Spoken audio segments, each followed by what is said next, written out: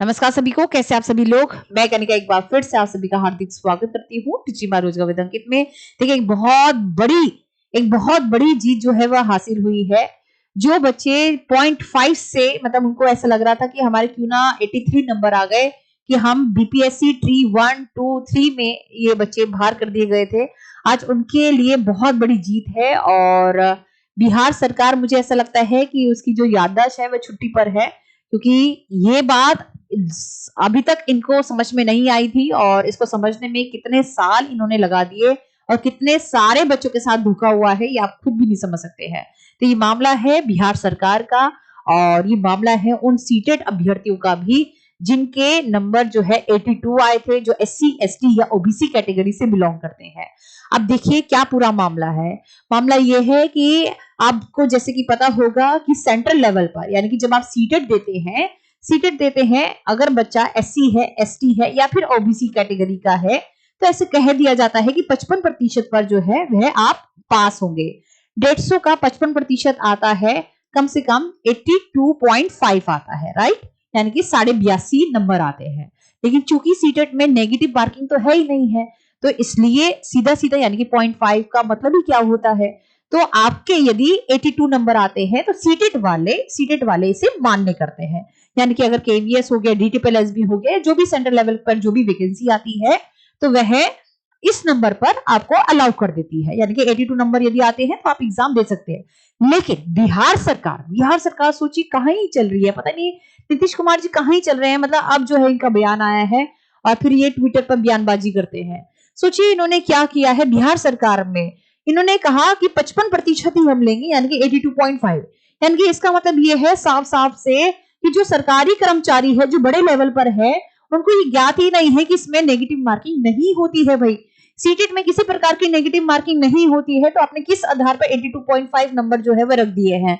तो अब जो है एक बहुत बड़ी जीत हासिल हुई है। और जीत क्या है कि अब यदि आपके 82 नंबर है, 82 नंबर है, तो आप सीधा सीधा एलिजिबल हो, आप सीधा सीधा योग्य हो टीआरई 4 के लिए। बीपीएससी टीआरई 4 आता है, यदि उसके लिए आप एलिजिबल हो। और ये बिहार सरकार को माफी मांगनी चाहिए इस लेवल पर कि आप जो है 1, 2, 3 बीपीएससी ट्री में नहीं बैठ सके और इस नियमावली के पार्ट ही नहीं थे, तो इसके लिए मतलब इस भुगतान के लिए तो उनको भुगतना पड़ेगा। और ये बहुत ही गलत बात है, क्योंकि बहुत सारे बच्चों ने अपनी आवाज उठाई और जिस वजह से अब जाके आवाज जो है उनके कानों तक एक गूंज के माध्यम से पड़ी।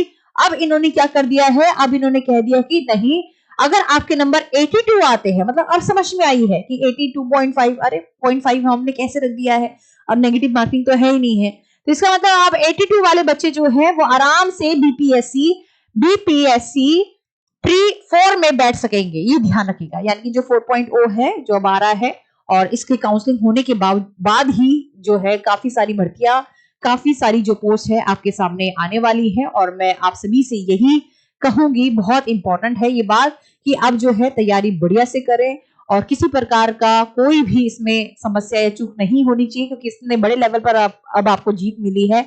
अब होता है टीआरई 4 में 80,000 से भी अधिक पद जो है वह होंगे। ये बिहार सरकार का ही कहना है, नीतीश कुमार जी का कहना है। मैं आपको दिखा देती हूँ ना, ये पूरा नोटिफिकेशन था और मैं आपको दिखा भी देती हूँ। ये देखिए, ये इनका ट्वीट भी है, ये देखिए ये ट्वीट भी है इनका कि शिक्षक अभ्यर्थियों को एनडीए सरकार की बंपर सौगात मिलने वाली है। ट्री 4 में 80,000 से अधिक पदों पर जो है भर्ती होगी। ट्री 3 में जो भी खाली पद रह गए थे या काउंसलिंग के बाद जो भी पद बचे होंगे, अब वह सीधा सीधा शामिल हो जाएंगे। तो मैं कहती हूँ इतने साल इन्होंने ये समझने में लगा दिया और ये पूरा आप देख सकते हैं। ये जो जीत का सर्टिफिकेट है, मैं और क्या ही कह सकती हूँ, ठीक है। अब यहाँ पर बड़े लेवल पर जो है वो बदलाव हो चुका है। इससे पहले भी 2013 में केस किया गया था, अभी तक इनको बात कहीं तक भी समझ में नहीं आई थी। तो इन शॉर्ट इस पूरे पर्चे का मतलब ही यही है जो मैंने आपको बताया कि अब आप जो है यदि सीटेट में या फिर जो हमारा स्टेट टेट है, यदि आपके 82 नंबर आते हैं तो आप एलिजिबल हो। अब आप एलिजिबल हो, इससे पूर्व, इससे पहले आप नहीं थे। और काफी सारी वैकेंसी, काफी सारे पद अब आपका इंतजार कर रहे हैं, तो पढ़ना अभी से शुरू कर दीजिए, आपके लिए और भी अच्छा होगा, क्योंकि ऐसे मौके दोबारा से फिर नहीं मिलते हैं। कब सरकार का फैसला कब चेंज हो जाए कुछ भी नहीं पता होता।